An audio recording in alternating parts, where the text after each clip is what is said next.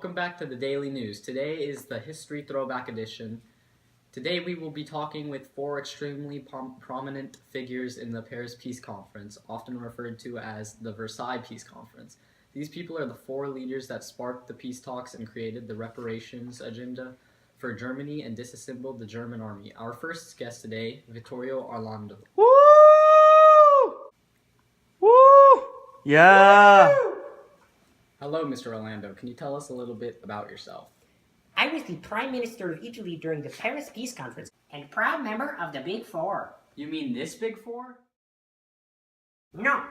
Oh, this Big Four. No! Oh, this one. Si. So, Vittorio, describe to us what the Paris Peace Conference was all about. What took place there? Certainly. The Paris Peace Conference was located at the Palace of Versailles, where a grand total of 27 countries, excluding the countries that made up the Central Powers, Germany, Austria-Hungary, and the Ottoman Empire, then the Hall of Mirrors, the central gallery of the palace, discussed the fate of the Central Powers for their egregious and deliberate actions against the rest of the world, and to outline a plan for solving the problems that the Great War had caused. What did this team of countries decide to do with them? We decided that, through a series of meetings, the fault for almost the entirety of the war stemmed from Germany. We implemented a number of restrictions against Germany, called the Treaty of Versailles, hoping to refrain from allowing this kind of problem from continuing to plague our world. Furthermore, my colleague Woodrow Wilson gave a speech entitled The 14 Points, where he laid out issues and the methods that we as countries should use to solve them, including the economic barriers our world would face after participating in a world war, but also to implement new ideas such as the League of Nations, an alliance built to maintain peace throughout the world. He advocated for maintaining peace throughout the remainder of his term, and this League of Nations was supposed to aid in that goal that he strived to achieve. Thank you for your time, Mr. Orlando. Our next interviewee is none other than David Lloyd George, the British Prime Minister who oversaw the Paris Peace Conference. And my co-anchor will be interviewing the next person.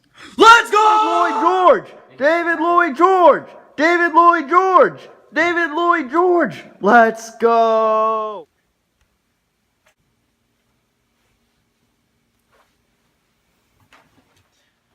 Hello, David Lloyd George. How are you? Hello, jolly good there. So, David, I just spoke with your colleague Vittorio Orlando. So tell me, how do you feel about the severe punishments against Germany that the group of nations that attended the Paris Peace Conference doled out?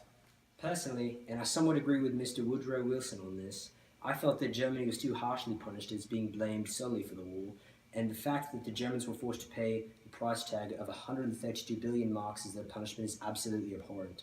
John Maynard Keynes, a British representative of the Treasury and one of my countrymen, also expressed his desire for a more generous peace with less costly outcome for Germany in his work.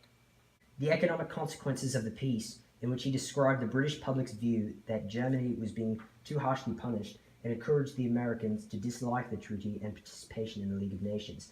However, my parliament wanted to extort more money from the weak Weimar Republic, the failed government of Germany that came into power following the vacation of the throne by Kaiser Wilhelm II.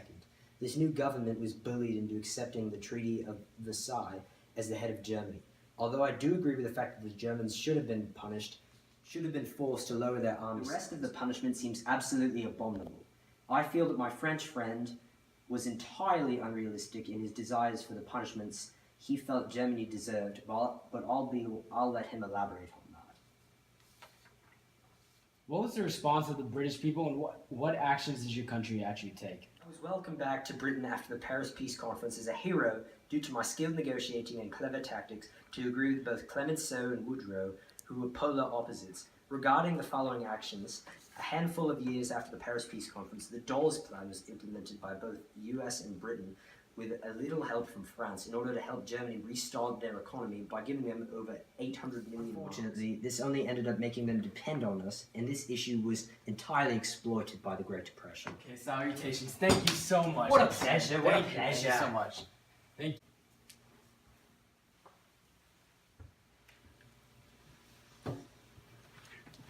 Hello, Woodrow. Well, how to do? Describe your approach to the Paris Peace Conference. I helped to be the advocate for peace with Germany and to help them rebuild their country, which was in shambles. How did the USA react to the peace conferences, and what actions did the USA take after the meeting? Also, where are your supporters in the crowd? Boo! Ugh! We don't support your 14 points. Oh, Woodrow. shut up. Hey.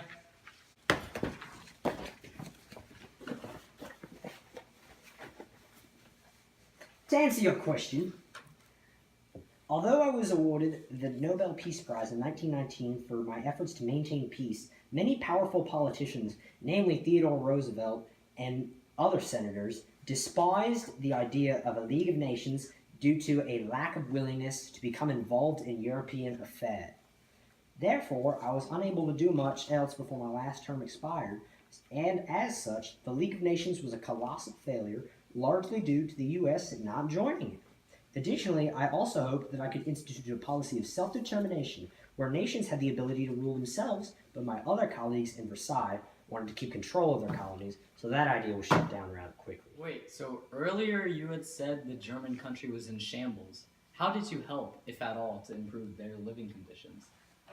I felt that the Germans were in dire need of assistance, and after my term had ended, my country, largely due to my prior influence, implemented the Dawes Plan, which loaned money to Germany with the help from Britain and France. However, this plan only served to make them depend on us, and they were mostly unable to pay back the loan, so a second plan was created. This plan was entitled the Young Plan, and it was implemented to alleviate the stress which the German economy had experienced. The plan allowed Germany to extend the time frame in which they would pay for the war, as well as lowering the interest rate. Thank you, Mr. Wilson. Yeah, pleasure. Shut the door on your way out. Up next will be Clement Style with my associate anchor.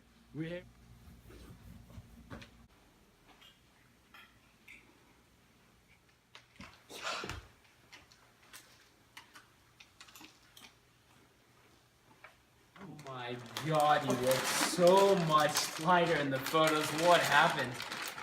Oh my god. How stressful the country.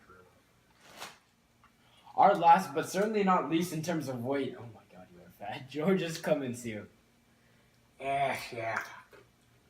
One too many baguettes in my day, I suppose. What was your stance in regards to Germany? I actually hate Germany. After causing this war, I believe that they should be fully responsible for the war, and I explicated this to my colleagues at the Versailles Conference. I made darn sure that the Germany accepted fault in the Treaty of Versailles, and I put the Article 231, which encompassed this belief, but also demanded excessive reparations for their actions. I'm fine with you. Wait. I'm fine with you being fat and all, and you eating on my table. But can you stop banging the table, please? Honestly, I can't. OCD. Please stop. Stop. I do what I want when I want. What was going on inside your head when you decided that Germany should pay all that money and all those reparations for the war?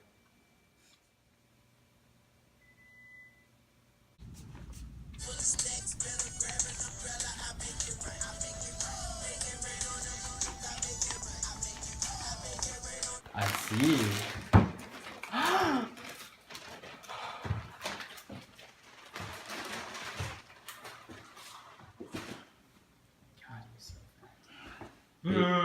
Baby's got backhand. That was the big four.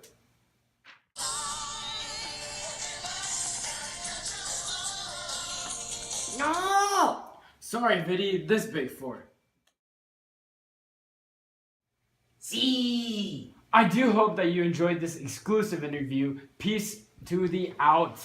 The First Peace Conference was similar to the Congress of Vienna in that both were convened by major European powers with similar goals. The Congress of Vienna was convened in 1815 by Great Britain, Prussia, Austria, and Russia, the four powers that had defeated Napoleon.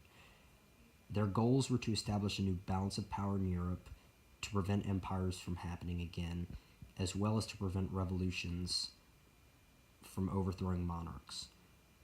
If a revolution were to try to happen, the other powers would step in to prevent that from happening and keep the monarch in power. At the Paris Peace Conference, the four major powers that convened there were the U.S., the British, the French, and the Italians. And they formed the League of Nations in order to prevent other countries from taking over and growing out of control like the Germans. Also, they made the Treaty of Versailles to punish Germany for the war.